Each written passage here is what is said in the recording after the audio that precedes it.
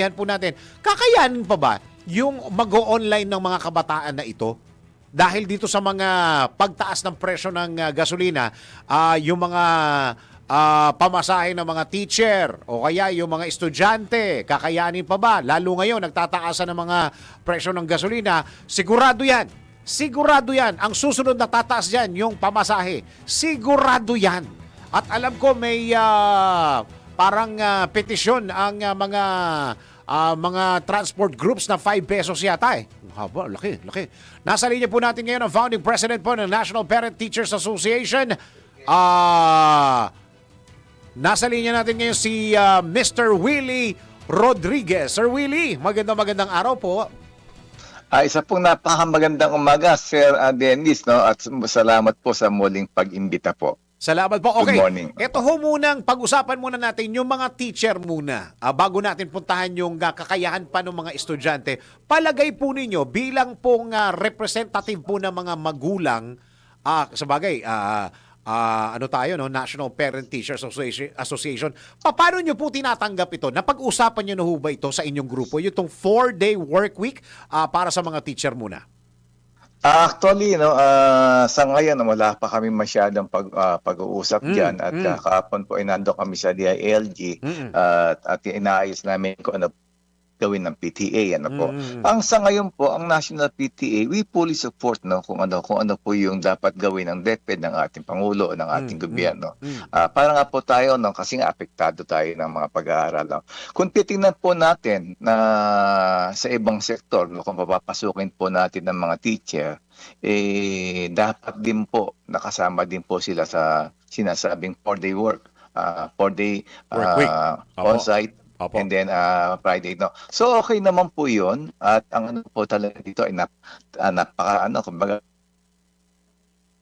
and then ultimo lahat ng ating mga magulang, teacher, estudyante ay talaga pong maapektuhan.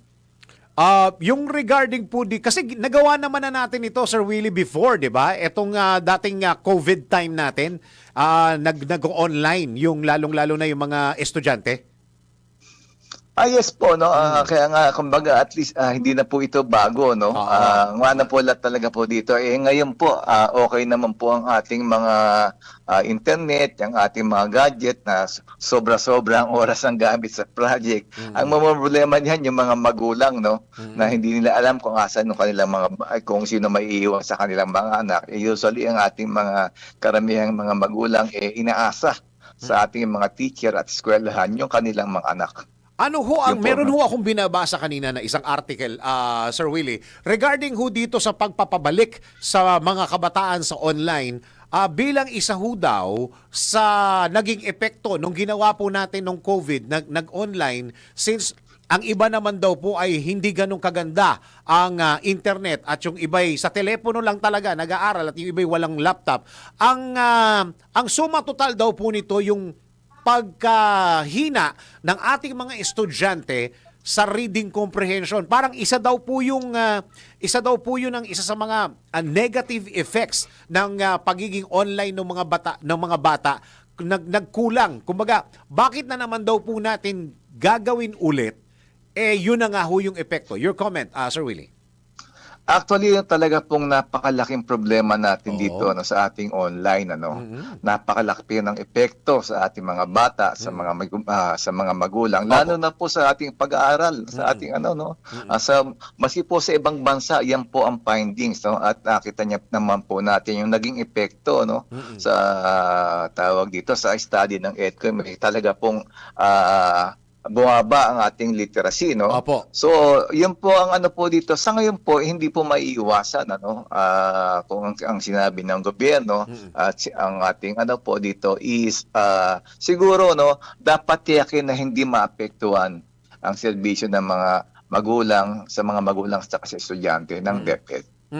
Siguro kailangan ng updating, Sir Willie, no? Baka yung ano natin, yung style natin o yung proseso natin na ginawa before noong COVID ay pwedeng i-rehash o i-update o baguhin, Sir Willie. Yes po, yes po. Sa ngayon po, yan po yung aming priority kasi nga po meron na po rin tayong tinuturo mga AI sa ating mga kasama, sa ating mga magulang. And priority po namin is to educate parents on the importance of education, no? Lalo na sa paggamit ng tamang online. Ano? Kasi nga po, nakita po natin nung nakaraang COVID, karamihan po ng ating mga magulang hindi po well-versed paggamit ng internet at work from home. Ang talaga po magiging problema po natin dito yung pagka-hook ng mga bata. No? Karamihan naman po nakikita natin na kapag ka sa computer lang, hindi naman po talaga nakakapag-concentrate, lalo na sa cellphone. Mas marami po yung oras sa games kaysa po sa kanilang pagtutok sa kanilang pag-aaral. Tama po yung punto ninyo, Sir Willie, kasi kakailanganin talaga ng tulong yung mga kabataan, yung mga estudyante natin na manggagaling sa mga magulang, Sir Willie. Yes po. Ano po dito, maski nakatutok po ang magulang, makikita po naman natin, nakikita niya sa Facebook, sa YouTube, na kunyari nag-aaral pero nag-gaming. So yun po dito ang talagang napakalaki, napakasama ng epekto ng ating mga tawag dito sa online ng ating sa kabataan. Yun hong kahandaan ng mga teachers po going back to the online proseso po at saka yung mga module na tinatawag. Yun po ba problema pa rin? Kumbaga, hindi pa rin nakaredy yung mga teacher natin. Ano ho ang ginawa before na may mga pagkukulang? Napunuan po ba ito o ganun pa rin ho yung reklamo ng mga teacher, Sir Willie? Sa pagpasok po ng EDCOM 2, no, tsaka EDCOM EDCOM po napakalaki po ng tulong at ang ating Senate at Congress marami na po pagbabago na especially sa pag-upo ng ating buting Secretary Angara at ang ating Pangulong Marcos nakatutok po sa edukasyon sa ngayon. So talagang buong gobyerno po natin is on the team, especially yung ating Education Committee ng both Senate, Congress at saka ang EDCOM nakatutok po sa pagbabago, no. Ang ano po dito sa ngayon, ang mga module, yung mga ano po is kumbaga at least hindi na po masyadong inaano po yan, no, binibigyan ng problema dahil nakatutok po tayo sa ngayon sa pagpapataas ng antas ng ating literacy ng ating mga estudyante. So sa online po ngayon, siguro meron tayong 4-day work and then 1 day online, hindi naman po masyado magiging problema, no.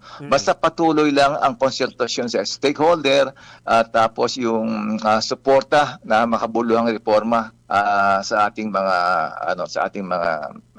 pangangailangan sa edukasyon. Okay, so ang stand po ng National Better memory makes you 10 times faster at learning. All it takes is 15 minutes a day to train your memory.